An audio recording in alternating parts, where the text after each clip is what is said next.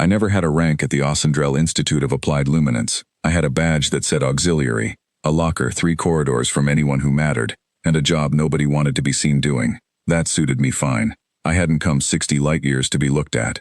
I'd come because the pay converted well, and because I was good with my hands in places other people weren't.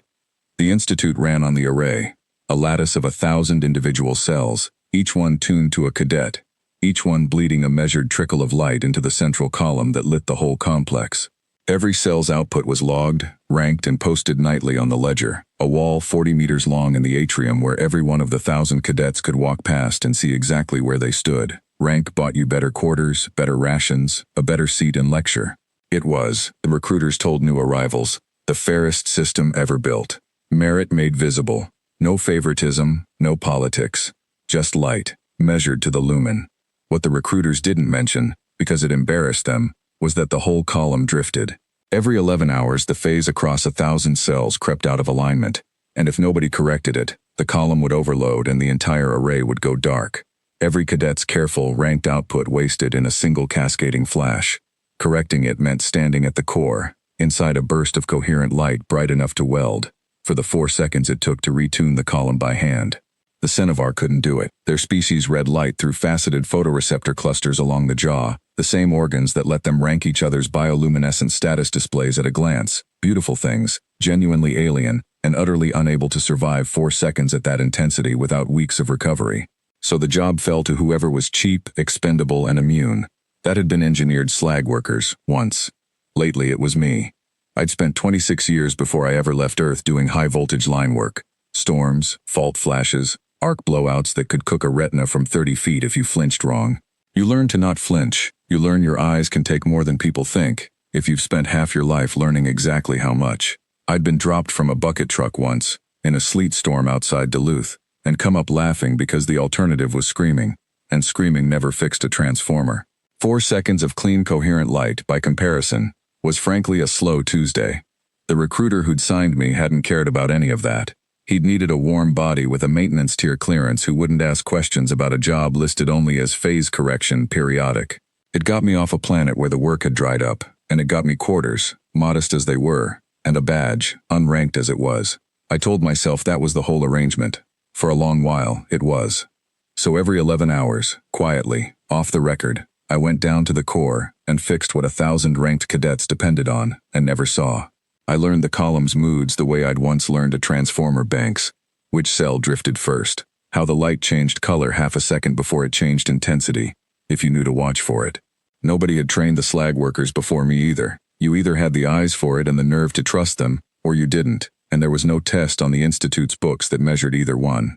Cadet Threl Van Sora was rank 1. Youngest first rank in the Institute's history, they said, and probably would have been true rank 1 even without the correction. But the correction was what let him stay there, what let his numbers post clean every night while 1,000 others chased him. He'd never been unkind to me exactly. He simply hadn't noticed I existed, the way you don't notice the wiring behind a wall you like the paint on. The grind of it wasn't the 4 seconds, it was the 11 hours between them, watching cadets half my age break themselves trying to close a gap that had nothing to do with effort and everything to do with a column I kept quietly level.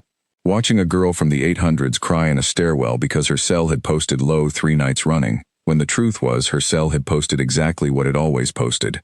The column had simply been about to fail, and I'd fixed it 40 minutes before the reading locked. I never told her. Telling her would have meant admitting what I did, and admitting what I did would have meant admitting the ledger's 40 meters of gleaming, merit-made visible rank was propped up, every 11 hours, by a woman with no rank at all. I didn't complain. I didn't ask for a badge. I went down, I stood in the light, I came back up, and I signed nothing. Because there was nothing on the requisition forms for what I'd just done. Correction was listed as maintenance, personnel, and déchet.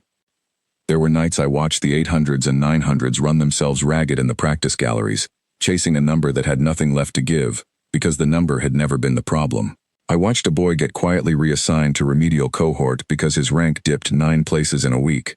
The same week I'd caught the column mid-drift twice and held it level by hand both times, an hour later than I should have on the second pass because a coupling had corroded and I'd had to improvise. Nobody asked why the drift that week had run so close to the edge. I hadn't told anyone how close either. The night of the ceremony, they ran the ledger update live. All 1,000 cadets in the atrium, Rank 1 to rank 1000 posted in sequence to open applause, closing on Threll Van Sora's number climbing yet again. Good theater. Poor timing. The drift hit 40 minutes early. I felt it before the alarms did. A itch behind the eyes I'd learned to trust. The particular flicker of light through the atrium's high windows that meant the column was starting to hunt for a phase it couldn't find. I was 3 levels up, off shift, watching from the observation rail like everyone else. The oversight board froze the ceremony the instant the warning chimed. Threll went pale, actually pale, his jaw clusters strobing amber, the scent of Artel for something close to panic. He was rank 1. Rank 1 corrected the column when it mattered. That was the unspoken myth the whole institute ran on, even though everyone in engineering knew better and nobody said so out loud. He took 2 steps toward the corridors anyway, because 1,000 cadets were watching and the story required him to try. He'd have lasted maybe a second and a half in that light, long enough to blind himself for a month and not long enough to fix anything. I didn't decide to move. I noticed, afterward, that I already had.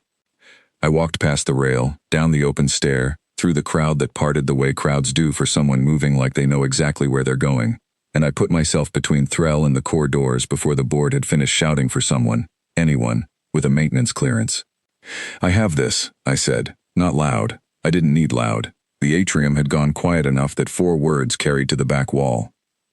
Nobody stopped me. I think, for 1 full second, nobody in that room understood what they were looking at closely enough to know they should. I went in. 4 seconds, same as always, except this time the light came through open doors into a room with 1,000 witnesses instead of an empty maintenance log. I felt the column bite into true phase under my hands the way I'd felt it a few hundred times before. Quiet, precise, done. I walked back out blinking spots but seeing fine. The way I always had. The way I always would. The ledger's update resumed. Threll's number climbed, same as it would have anyway. Nothing about the 1,000 rankings changed.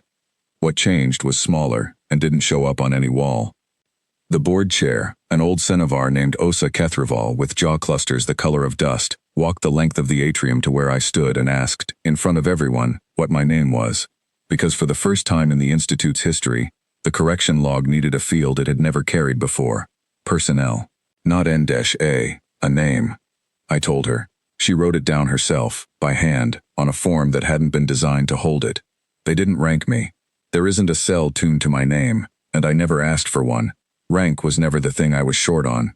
But 3 nights later I found a set of proper light-shielding lenses waiting in my locker, requisition grade. The kind auxiliary staff had been denied for years on the grounds that maintenance didn't need them. No note. No ceremony.